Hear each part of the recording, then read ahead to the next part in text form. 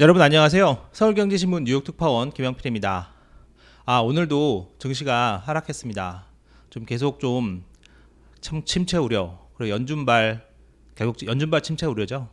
침체 우려 때문에 증시가 계속 좀 힘들어하고 있는데요. 오늘 증시는 좀 어떤 일들이 있었는지 같이 한번 알아보도록 하겠습니다.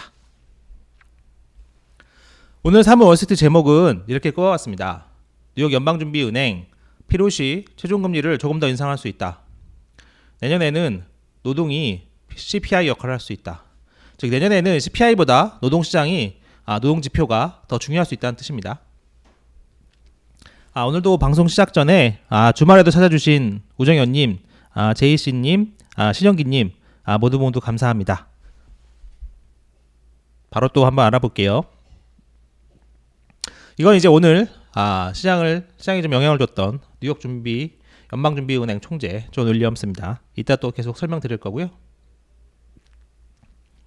자, 이제 오늘 시장 한번 같이 보시죠. 나스닥이 0.97%, 1% 가까이 빠졌습니다. S&P 그리고 다우도 1% 안팎씩 하락했습니다. 나스닥 지수 먼저 한번 같이 보시죠. 초반에 잠깐 했던 거 말고는 계속 오늘 안 좋았습니다. 후반에 조금 또 상승 시도를 좀 하다가 결국은 빠졌죠. 오늘도 결국 침체 공포가 시장을 뒤덮었습니다. 그래서 존 윌리엄스 총재 오늘 발언들이 좀 중요한데요. 그래서 제가 오늘 윌리엄스 총재 발언을 좀 정리를 해봤습니다. 그걸 같이 한번 보시면서 어떻게 될지 알아보시도록 하겠습니다. 오늘 트리플 리칭데이이기도 해서 변동성이 좀 더 커진 것도 있었습니다. 자, 이제 본 게임이죠. 윌리엄스 총재 발언 이것부터 한번 같이 알아보실게요. 오늘 윌리엄스 총재가 여러 가지 얘기를 좀 많이 했는데 제가 5가지 뽑아봤고요. 그 중에 3가지가 핵심입니다. 하나 먼저 첫 번째부터 보시면요, 이렇게 됩니다. 나와 내 동료들이 적어낸 5.0에서 5.5% 기준금리는 인플레이션을 2%로 되돌리는데 충분히 제한적이다. 이 정도면 충분하다, 이런 뜻이죠. 하지만 인플레이션이 견고하게 높다면, 그래도 계속 떨어지지 않고 더 높다면 최종금리는 우리가 적어낸 것보다 높을 수 있다. 그리고 전망을 높여야 한다. 그렇습니다. 그러니까 지금 5.1% 적어놨잖아요. 근데 그것보다 내년에도 좀 지표가 계속 안 좋게 나오면 결과적으로 이거보다 조금 더 올릴 수 있다. 그런 뜻이에요. 그래서 최종금리가 더 올라갈 수 있다는 뜻이죠. 이 부분은 제 생각에는 실제로 올릴 수 있는 부분도 있고 시장 압박 측면도 같이 있는 것 같습니다. 지금 시장에서 FOMC 이후에도 기준금리 인상을 전망을 바꾸지 않고 있잖아요. 계속 좀 버티고 있습니다. CME 페더치 이런 거 보시면 나중에 보여드리겠지만 전혀 움직이지 않고 있어요. 그러니까 이제 시장도 압박하는 거죠. 니네 자꾸 이러면 더 올릴 거야, 이런 식으로요. 그래서 실제로 올릴 수 있는 부분 그리고 시장 압박하는 부분, 2가지 요인이 같이 있겠다, 이렇게 보시면 되겠습니다. 자, 두 번째요. 최종금리 6에서 7%는 확실히 내 기본 가정이 아니다. 자, 말씀드렸지만 6에서 7% 최종금리는 가능성이 적다고 제가 말씀드렸잖아요. 근데 이제 윌리엄스 총재도 이제 6에서 7%는 좀 배제해줬습니다. 실질 금리가 이렇게 높을 필요가 없다. 그렇게 높게 가져갈 필요는 없다. 그러니까 위아래 1번, 2번을 맞춰보면요, 지금 5.1이니까 5.0에서 5.25잖아요. 그것보다 좀 올라갈 수는 있다. 대신 6에서 7%는 아니야. 그러면 5.0에서 5.25니까 한번 조금 더 올라가면 5.25에서 5.5 정도, 즉 5.5 정도, 5.5 안팎, 그 정도까지는 가능하다, 이런 생각이 가능하겠죠. 거기서 조금 한 번 더 가면 이제 6% 조금 더 가까운 그런 수준까지 갈 수 있을 겁니다. 제가 이제 평소에 말씀드렸던 5.5%까지 갈 수 있는 부분이 있고 6% 조금 더 차이 갈 수 있는 그런 추가 가능성 같이 봐셔야 된다. 아예 문을 닫으면 안 된다, 열어놓으셔야 된다, 이렇게 말씀드렸었는데, 그런 현재로서는 그런 제가 말씀드렸던 전망, 그리고 3번 월스트리트에서 집어드렸던 전망, 그 정도 수준이지만 뉴욕 연방준비은행 총재가 이걸 정확히 나와서 얘기했다는 점, 이것이 굉장히 중요합니다. 이것이 지금 현재 연준의 기본 입장, 스탠스라고 볼 수 있기 때문에 그 부분이 굉장히 중요합니다. 어쨌든 정리하면 지금 5.1%로 적어냈죠. 그래서 5.0에서 5.25인데 자꾸 더 안 좋게 나오면 조금 더 올라갈 수 있어. 하지만 6에서 7%는 아니다. 이 얘기 정리해서 알고 계셔야 될 것 같습니다. 그리고 3번. 요 3번이 조금 의미가 좀 있습니다. 이 3번을 좀 같이 또 보셔야 되는데 실질금리를 생각해야 된다. 제가 이제 3번 월스트리트에서 많이 말씀드렸었는데 실질금리 그러니까 연방 기준금리가 지금 명목금리거든요. 인플레이션 가만 안 된 거니까 지금 뭐 4.25에서 4.50이잖아요. 거기서 이제 물가 상승률을 빼면 그게 실질금리가 됩니다. 이 실질금리가 플러스여야 된다. 이건 이제 3번 월스트리트 계속 봐오신 분들은 잘 아실 거예요. 뉴욕 연방준비은행 총재도 여러 번 얘기했었고요. 제가 지난번 FOMC 이후에 잠깐 그 부분 말씀드렸잖아요. 제가 이제 기사에는 안 적었었는데 방송 때는 잠깐 말씀드렸었습니다. 내년에 그래서 실질금리가 한 1.5% 이상 플러스가 된다고 말씀드렸었는데 그 부분을 다시 한번 오늘 얘기해요. 그러면서 이게 좀 큰 힌트가 될 수 있을 것 같습니다. 어떤 내용이냐면 지금 보면 내년에 실질금리, 실질 정책금리가 1.5%포인트 약간 실질 1.5% 정도 플러스다. 그래서 이게 합리적이다. 그런 얘기를 하고 있어요. 이게 나쁘지 않다. 딱 1.5% 정도면 좋은 것 같다. 이런 얘기를 하는 거예요. 그래서 이 부분이 왜 중요하냐면 통화 정책이 배한적이라고 판단하는 주요 근거 가운데 하나가 실질 정책금리 플러스 부분이다. 이 부분이 중요하다. 그러면서 1.5 정도가 적당하다고 얘기를 한 거예요. 그래서 이거를 역산을 하면 최종금리도 가능적 추정이 가능합니다. 조금 복잡한데 제가 이제 요거 PPT를 보고 같이 한번 말씀드릴게요. 자, 같이 한번 보시죠. 실제 정책금리 계산 요 부분입니다. 내년에 근원 PCE 전망치가 3.5%예요. 연준이 내놓은 게요. 그리고 내년에 정책금리 최종금리가 5.1%잖아요. 그 계산이 가능합니다. 5.1에서 3.5를 빼면 물론 이제 윌리엄스는 한 1.5 정도로 얘기했는데 뭐 비슷하니까 1.6 정도 나옵니다. 요게 이제 적절하다. 요게 긴축하는데 적절하다. 같이 한번 보시죠. 6에서 7%는 안 된다고 했잖아요. 너무 과도하다. 빼볼게요. 6에서 3.5. 3.5는 내년에 이제 물가 상승률이죠. 요건 이제 최종금리, 기준금리 전망치. 6%라고 한다면 6에서 3.5를 빼면 2.5가 되잖아요. 그럼 이거는 좀 과잉이다. 7에서 3.5를 빼면 3.5가 나옵니다. 이것도 과잉이다. 그러니까 그 명목금리 내년에 이제 최종금리 수준 예측치에서 근원 PCE 전망치를 뺐을 때 그게 한 1.5 정도 나와야 된다고 하는 게 이제 전 윌리엄스의 오늘 얘기였거든요. 그러니까 6에서 7%가 되면 2.5, 3.5가 되니까 과잉 긴축이다. 이렇게 설명할 수 있는 거예요. 그러니까 이제 윌리엄스가 자기는 6에서 7%는 안 가겠다고 설명을 하는 거죠. 근데 거꾸로 이게 좀 이제 조합이 가능한 겁니다. 아하, 그러면 이제 1.5 정도가 그 차이가 1.5 정도 플러스면 되겠구나. 그러면 조합이 가능하겠구나. 그래서 이렇게 생각하시면 됩니다. 그럼 이렇게 한번 보시면 되죠. 지금 내년 PCE 전망치 3.5로 봤잖아요. 근데 그럼 내년에 물가가 안 떨어져 4%는 어떻게 하겠느냐? 4%면 1.5가 나오려면 최종금리가 5.5는 돼야 돼요. 그래야 5.5에서 4를 빼면 1.5가 나오잖아요. 그쵸? 5.1, 4를 빼야 그야 1.5가 나오잖아요. 그러니까 인플레이션이 안 떨어지면 인플레이션이 좀 더 높으면 당연히 최종금리 올라갈 수 있는 겁니다. 이렇게 손쉽게 역산이 가능한 거예요. 오늘 그래서 윌리엄스가 좋은 정보를 하나 줬다고 저는 생각합니다. 이렇게 역산을 가능하면 역산을 해보면 대충 최종금리를 저희도 알 수 있는 거예요. 집에서. 물론 이제 PC가 다 나오고 해야 되겠지만 저희가 충분히 알 수 있는 측면이 있는 거죠. 그러면 우리도 최종금리 어느 정도 갈지 충분히 예측할 수 있겠다. 그런 측면입니다. 그래서 다시 이제 요 내용을 보시면 4번 같이 이제 4번 넘어가시겠습니다. 4번. 인플레이션 데이터에서 좋은 소식이 있다. 이런 얘기도 했어요, 오늘. 그리고 상품에서도 좋은 소식이 있어요. 그런 얘기도 했고, 렌트비에서도 좋은 조짐이 있어서 결국 내년 후반에 좀 내려올 거다. 하지만 이제 결국은 근원 서비스가 중요하다. 근원 서비스가 높고 노동시장이 지금 강하다. 이런 얘기를 했어요. 그래서 결국은 FOMC 이후에도 그 전에도 말씀드렸던 것과 같은 내용입니다. 최근 데이터가 고무적이나 핵심은 결국 서비스와 임금이다. 그리고 강한 고용. 이 세 가지가 핵심이다. 이 부분이 해결이 안 되면 추가 긴축이 불가피하다. 이런 해석이 가능하겠습니다. 5번은 그냥 참고하시면 될 것 같아요. 뭐 내년이 경제 침체가 아니다 뭐 그런 얘기를 한 거고요. 소비 판매만 갖고 자기가 무슨 판단하는 건 아니다 그런 얘기도 했어요.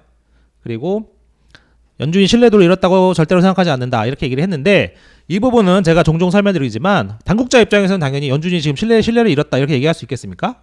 당연히 이렇게 얘기 못하죠. 그렇게 생각하고 있더라도요. 그런 부분은 좀 감안해서 들으시면 되고요. 침체 얘기도 제가 봤을 때는 거의 침체로 가는 상황이라고 봐도 됩니다. 그리고 그게 아니더라도 침체 논란이 내년 되면 엄청나게 커질 수밖에 없어요. 0%대 성장 그리고 4.6% 실업률은 그런 논쟁을 불러일으킬 수밖에 없습니다. 자, 이렇게 보셨고요. 주요 내용들 보셨고, 그래서 이제 윌리엄스 총재가 오늘 또 시장이 한 방을 또 이제 한 방을 날렸죠. 그래서 이제 주 내용들 이런 것들은 이제 기사 나중에 또 한번 보시면 참고가 가능할 것 같습니다. 그래서 이제 연준과 싸우려고 하는 시장에 대한 경고의 의미도 있다는 거, 이것도 한번 보시면 될 것 같습니다. 그리고 이제 제가 아까 설명드렸던 실질금리 제약적인 부분, 그래서 이게 1.5%포인트의 비밀이라고 제가 생각이 됩니다. 1.5%포인트의 비밀, 저희가 이제 비밀을 좀 풀어봤죠. 어떻게 하면 역산이 가능한지, 그리고 왜 6에서 7%가 지금 아니라고 생각하는지. 그래서 그거는 두 개가 변수입니다. 사실은 두 개가 양쪽이 다 변하잖아요. 정책금리도 변할 수 있고 물가도 변할 수 있는데, 어쨌든 지금 물가가 중요하니까 물가가 많이 안 떨어지면 당연히 정책금리 올라가는데 그 사이의 차이는 1.5다. 그리고 거꾸로 물가가 급격히 더 떨어지면 정책금리 떨어지겠죠. 1.5만 높으면 되니까요. 그런 부분이 있다는 거 아시면 되겠고요.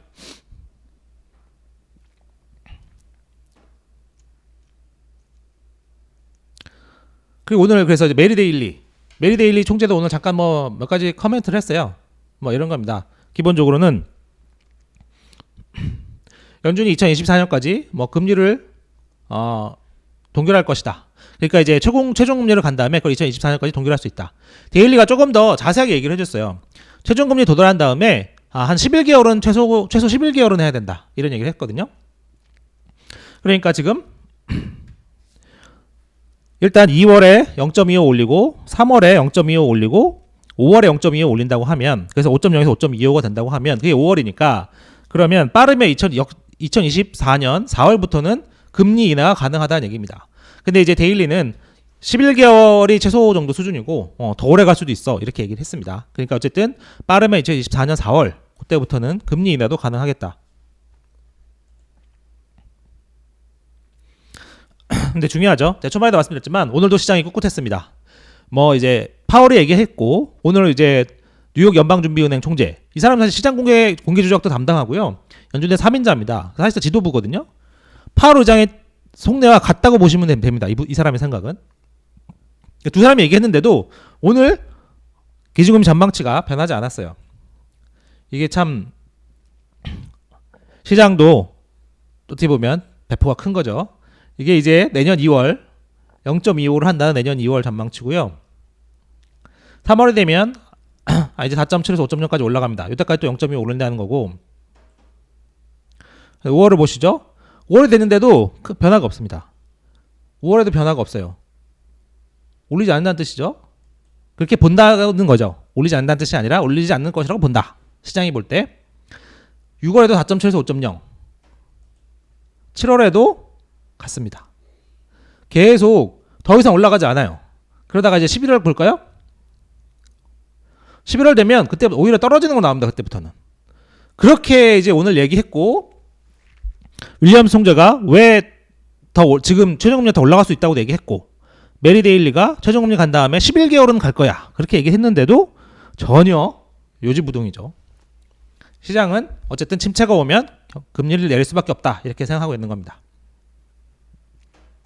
그래서 오늘 미 국채금리도 약간 올라갔다가 다시 내려왔어요. 전반적으로는 좀 말은 안 되는 거죠. 그래서 오늘 이제 비앙코 리서치 여기 얘기 커멘트 보면요, 시장과 연준 사이의 간극이 가장 크다 지금. 내년에 둘 중에 하나는 항복해야 된다.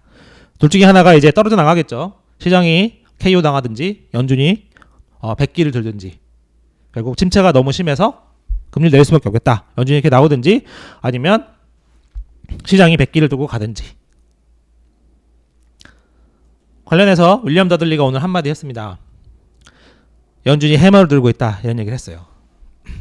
이 얘기는 연준이 주도권을 쥐고 있다는 뜻입니다. 어쨌든 연준이 정책을 하면 시장이 반응을 하고 그 시장의 반응에 따라 연준이 다시 또 움직이게 되지만 일단 먼저 선제 공격할 수 있는 건 연준이 갖고 있어요.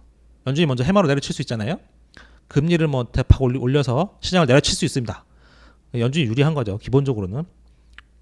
물론 시장도 거기에 반응하고 같이 또 이제 시장도 살아 움직이는 생물 같아서 계속 움직이고 반응하고 이렇게 하면서 같이 가는 거겠지만 어쨌든 선빵이라고 하죠.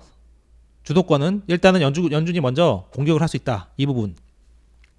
그리고 연준과 시장의 싸움은 언제나 연준이 이겼다. 그런 얘기 오늘 또 했다는 거 보시면 좋을 것 같습니다. 그리고 어쨌든 침체 우려는 계속 커지고 있다. 그런 얘기입니다. 그래서 마지막으로 증시 전망 좀 같이 한번 보실게요. 뱅크 오브 아메리카 이런 얘기 했습니다. 노동시장이 뜨겁게 유지되는 한 주식 매도세가 계속될 거다. 이 노동시장 얘기가 좀 굉장히 중요할 것 같습니다. 앞으로는. 이 노동시장 결국 연준이 금리 인하를 못하는 것 중에 하나가 임금 인상이 떨어지지 않는 이상, 임금 인상률 떨어지지 않는 이상 나중에 이게 다시 인플레 촉발할 수 있다고 지금 계속 걱정을 하고 있어요. 결국 노동시장 문제. 노동시장이 둔화해서 임금도 내려가고 서비스 업황도 줄거야. 그러면 이제 마음 놓고 금리 인하를 할 수 있을 것 같다. 이런 계산이 가능하거든요. 그래서 결국은 이 노동시장이 중요하다. 그래서 제가 처음에 제목에 내년에는 CPI보다 노동시장이 중요할 수도 있다. 이렇게 뽑은 게 꼭 반드시 당연히 CPI가 중요하죠. CPI도 중요한데 그만큼 노동시장이 내년에 매우 중요한 데이터로 떠오르는 것이다. 그런 얘기입니다. 그래서 노동시장 둔화 없이는 피벗도 꾸준한 증시 상승세도 어렵다. 이게 주요한 판단이고요. 웰스파고 여기서 이렇게 얘기를 했죠. 결국은 내년에는 고용지표가 CPI를 밀어낼 것이다. 고용지표가 나빠야 증시에 좋고 고용이 좋게 나오면 증시에 안 좋은 상황이 이어질 거다. 그리고 또 이제 울프리서치 이런 얘기도 했어요. 저도 이제 CPI와 FOMC 좋게 나오면 연말 랠리는 잠깐 가능할 수 있지 않을까 생각을 했었는데 지금 그게 다 뒤집어진 상황이죠. 울프리서치의 판단이 좀 정확한 것 같습니다. 랠리네요. 제가 좀 곧 수정하겠습니다. 오타가 수정하겠습니다. 지난 몇 주 동안 황소론자와 약세론자 모두 연말 랠리 가능성을 보고 있었지만 지금은 연말까지 추가 하락을 예상할 수 있다. 모두가 잠깐의 랠리는 가능할 거라고 공통분모가 있긴 했었는데 지금은 그렇지 않다. 그런 얘기고요. 하지만 산타랠리가 좀 가능하다고 보는 사람들 여전히 있습니다. 좀 이제 과매도 상태다 이렇게 보는 분들이 있는 거거든요. 좀 많이 하락했으니까 좀 오를 수 있다.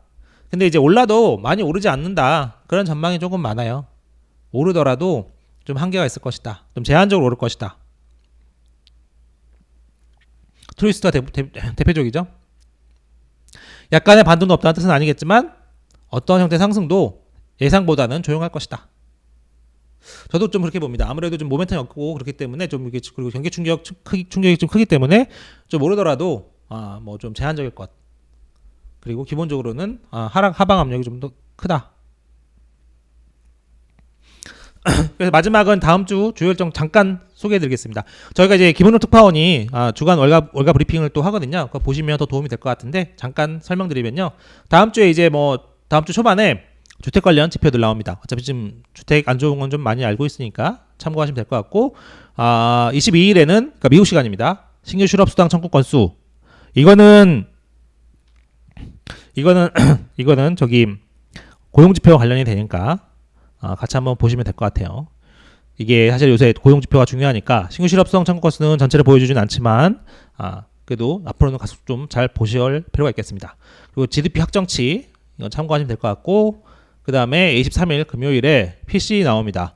PCE가 말씀드렸지만 CPI처럼 이제는 뭐 CPI가 먼저 나오기 때문에 좀 제한적인 의미를 갖고 있는데 좀 어쨌든 개선되는 추세와 트렌드가 PCE에서 확실히 보이는지 그리고 개인 소비 이 부분을 좀 볼 수 있을 것 같잖아요. 소매 판매가 좀 많이 감소했기 때문에 개인 소비 지출을 보면서 좀 소비가 어떤지 같이 좀 볼 수 있을 것 같습니다. 그래서 PCE는 물가와 함께 좀 소비 상황 같이 좀 봐야 되겠다. 그래서 이제 예정치를 제가 좀 단말기에서 좀 뽑아왔습니다. 실업수당 청구 건수는 지난주보다 좀 늘어나는 걸로 나와요. 근데 이거는 뭐 알 수 없습니다. 항상 요새 좋게 나오기 때문에 그러니까 더 낮게 나온다는 거죠. 알 수 없고 PCE는 요 숫자들 참고하시면 될 것 같습니다. 아직 좀 시간이 좀 있지만 대충 참고하시면 될 것 같아요. 전년 대비 5.5%, 전월 대비 0.1%, 근원 PCE는 전년 대비 4.6%, 전월 대비 0.2%. 제가 뒤에 10월 수준을 적어놨으니까 참고하시면 좋을 것 같아요. PCE는 좀 어쨌든 CPI보다는 파괴력은 떨어진다, 그런 얘기들 그거 한번 보시면 될 것 같아요. 그리고 오늘 노동통계국이 유출 의혹 없다, 그 내용이 있었습니다. 그래서 오늘 내용은 대충 이 정도로 정리하고, 제가 이제 질문 주신 분들 있어서 제가 말씀 하나씩 드릴게요. 밑에서부터 하나 드릴게요. 유목민님, 골드만삭스에서 감원 중에서 가장 크게 나왔다. 사실은 월가에서는 보통은 매년 원래 감원이 항상 있습니다. 평년 기준에 매년 감원이 있어요. 그래서 사실 월가가 무서운 거죠. 하위 10%, 하위 5%는 항상 잘라냅니다. 그런데 그게 코로나 이후에 장이 너무 좋았잖아요. 장이 잠깐 그때 침체 빠졌던 거 말고 그 이후로 장이 너무 좋았잖아요. 그래서 최근 한 1, 2년 감원이 없었어요. 그래서 이번에 좀 감원이 좀 많이 하게 되는 건데, 어쨌든 기본적으로는 그동안 안 했던 감원을 하는 부분, 그리고 내년에 경기 침체가 온다는 우려, 골드만삭스 CEO가 경기 침체에 대비한다고 했었잖아요. 그러니까 조금 더 많이 감원을 해서 미리 몸을 가볍게 해놓은 필요가 있겠다고 판단을 한 것 같습니다. 그만큼 지금 현재는 아직 괜찮지만 앞으로의 상황, 그리고 지금 증시가 좀 좋지 않잖아요. 증시가 좀 좋지 않기 때문에 그런 부분이 겹쳐져서, 그동안 안 잘랐던 것들 한 1, 2년 안 잘랐으니까 표현이 좀 죄송합니다. 표현이 잘랐다고 해서 표현이 그런데 해고를 하지 않았고 좀 이렇게 있었기 때문에, 그런 부분을 모아서 하기 때문에 이번에 조금 규모가 조금 더 커진 것 같습니다. 그리고 골드만삭스 CEO 자체가 내년에 침체에 대비한다고 하고 있기 때문에 그런 부분이 감안됐다 보시면 될 것 같아요. 그렇죠. 빅스 지수가 오늘 또 내렸죠. 이게 사실 좀 요새 빅스 지수가 좀 해석하기가 조금 어렵습니다. 이게 사실은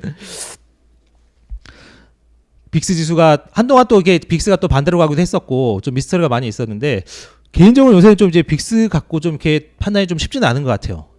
이게 사실은 어쨌든 오늘 같은 경우에도, 어제도 그렇고 오늘 같은 경우에도 사실은 이렇게 하락하고 하면 변동성이 더 커져야 되는데 변동성은 좀 줄어드는 모습이니까, 어쨌든 이거는 전반적으로 오늘 옵션 거래도 많이 있고 그래서 오늘 상황만 좀 보기는 어려울 것 같습니다. 그거는 좀 이제 조금 더 길게 보실 필요가 있을 것 같아요. 빅스는 저도 이제 개인적으로 요새 좀 흐름에 좀 계속 관심이 좀 많이 있거든요. 그래서 저도 이제 조금 더 트렌드를 조금 더 보고 다시 한번 좀 보완한 내용을 말씀드릴 수 있도록 하겠습니다.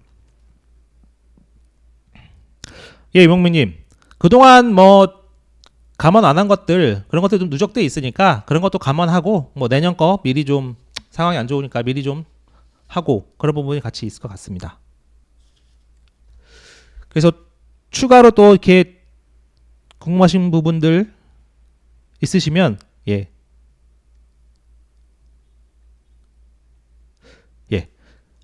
없으시면 오늘은 이 정도로 정리하고, 빅스 지수는 제가 조금 더 연구를 해보고 다시 한번 말씀드릴 수 있도록 하겠습니다. 오늘만 제가 보고는 오늘도 제가 약간 빅스 지수 보고 약간 의아하긴 했는데 그래서 제가 기사에 넣지는 않았었습니다. 그래서 이제 그 부분은 다시 한번 말씀드릴 수 있도록 하고, 앞으로는 방송을 이게 끝나면 제가 또 녹화로 이걸 다시 또 녹화를 하고 있거든요. 녹화를 해서 올리는 방식으로 좀 바꾸려고 합니다. 그래서 좀 렉이 좀 줄어들기를 바라면서 그렇게 하도록 하겠습니다. 그리고 앞으로 구독과 좋아요 꼭 좀 부탁드리겠습니다. 저희 신산 채널이어서 구독과 좋아요 많이 부탁드릴게요. 오늘도 감사하고, 흰님 오늘 감사합니다. 내일은 이제 쉬는 날이니까 쉬고 한국시간 화요일날 뵙겠습니다. 메인맵님 안녕하세요. 흰님 반갑습니다. 설송님 오늘도 감사합니다. 포도석 알맹이님 다들 감사하고요. CJ님도 제가 또 충분한 설명 다음에 또 드릴 수 있도록 하겠습니다. 감사합니다. 고생하셨습니다.